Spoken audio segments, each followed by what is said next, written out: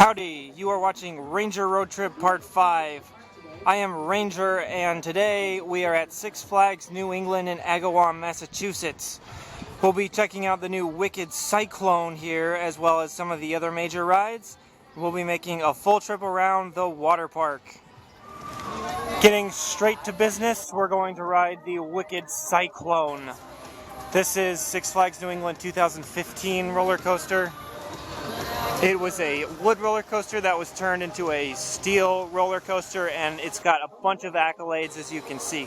First hybrid coaster on the East Coast, 78-degree drop, 120-degree overbank turn, world's first hang time inversion, most airtime on the East Coast.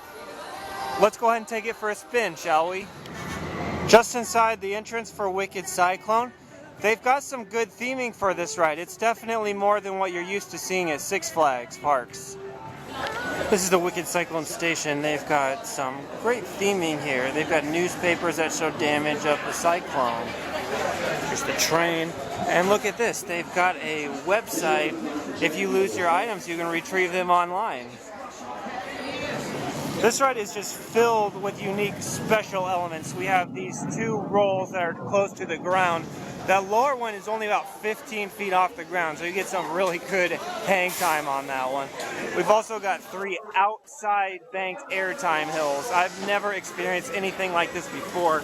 And one of the first elements we have this year, I don't even know what you call this. It's basically a 0G roll, but it changes directions when you're upside down.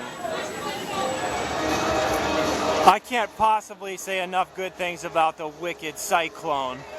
The pacing is just relentless. It comes at you with the fury of 1,000 Mel Gibsons and never lets up.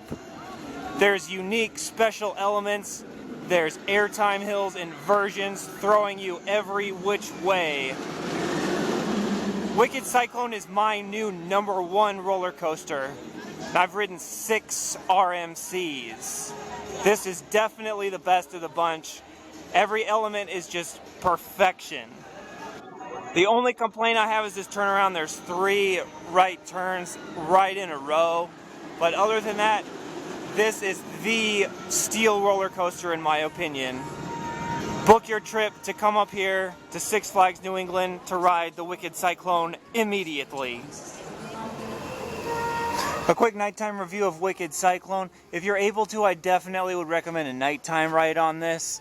Most RMCs will run significantly faster at nighttime, and this one is no exception.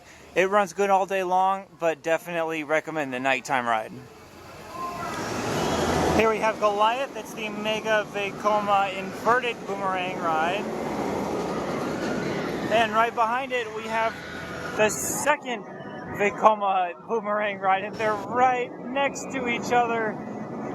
Here we have the tallest and fastest ride at Six Flags New England. It is the 221-foot, 77-mile-per-hour Superman the Ride. In the station for Superman Ride of Steel, you can see this is a 5-time #1 ranked steel roller coaster. Superman is a great ride, but it's not without its share of problems. Let's start with the positives, though. This is a very long ride, one of the longest steel roller coasters in the world. There's a ton of airtime hills. You get some very forceful ejector airtime. The restraints aren't very comfortable to me, though, unfortunately. And the front half of the ride is a little bit dull. It's just airtime hills, and then you get a turnaround at the backside. But then the ride really picks up with this back end here. There's several helixes. There's some twisting airtime hills, and a tunnel back here at this side. I would definitely say this is a front seat kind of a ride. It'll smooth out some of the rattles that you get in the back. This ride was built in 2000, so it's a little bit outdated as far as the ride quality, but it's a really fun ride. Definitely recommend it, but I wouldn't put this in my top 10 coaster list. Here we have Thunderbolt. It is a small double out and back wooden roller coaster. This was a pleasant surprise. There's not much air time to it, but it's running very, very smooth, much smoother than expected. Here we have Batman the Dark Knight roller coaster. This is a compact B&M floorless roller coaster. This is definitely the most underrated ride in the park and one of the more underrated rides in the world, I think. It's very smooth, it's powerful, there's good variety of elements. We've got these corkscrews over here. Really fun ride. On the ride, I'm about to enter the water park. Let me show you a little trick that I came up with to save money on lockers. So what you're going to do is there's these Batman lockers that cost $1. The lockers at the water park are $15. So what you do is you take all your stuff that you're going to take with you, and then you take just this stuff to the water park. Everything else you're going to leave in these lockers. Everything that's valuable that you're afraid is going to get stolen, leave them in the lockers. Now there's two things that you have to overcome when you do this. First of all, you have to be wearing water park clothes inside the water park, and you have to be wearing street clothes outside of the water park. So you'll need to have both sets of clothes with you when you go. The other thing that you'll need to overcome is the fact that these lockers are only good for 2 hours. So this will work great if you get here right when they drop the rope to get into the water park. If you come here in the middle of the day when there's a lot of people in, it's going to be a little bit more difficult to do. You might be able to ride all the water slides themselves in 2 hours, but it's a great little trick to save money. I figure if you do this trick 3 times in the same year, you can save more than $40. Now that's about the same amount as 3 cups of coffee at Starbucks, so pretty good savings there. Hurricane Harbor Water Park, starting off with some small slides and the bonsai pipelines.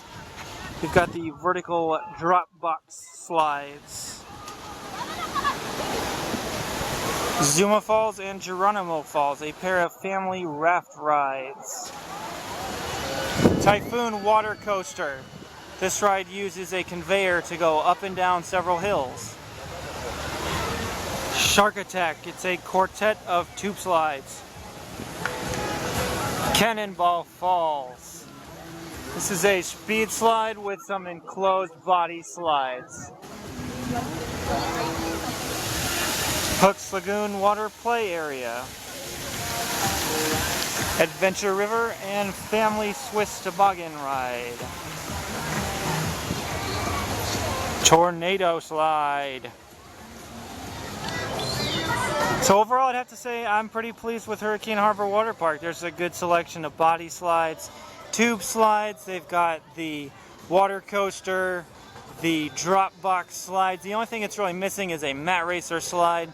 So I'm going to go ahead and say that's the next thing that they're going to add here at Hurricane Harbor is a mat racer slide. Obviously, I'd like to see a flow ride or two, but other than that, it's got all the boxes checked off. So very good water park considering it comes free with admission. The new ride for this year is Fireball. It's a Larson looper, just like the new ride at every other Six Flags park the last couple years. Your park hasn't got one yet? Don't worry, you will.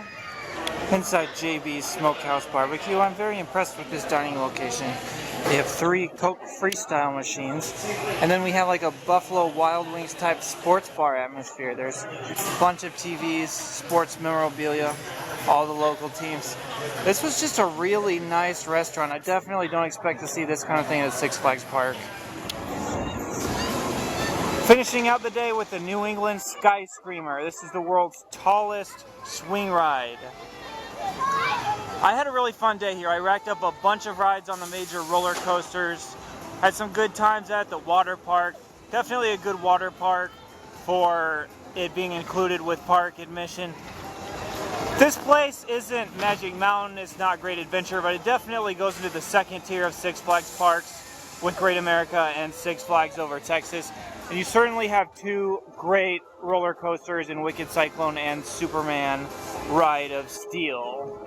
As always, thank you for watching. Subscribe to the In a Loop YouTube channel. Listen to the In a Loop podcast, and I'll see you next time. This is Ranger signing off from Six Flags New England.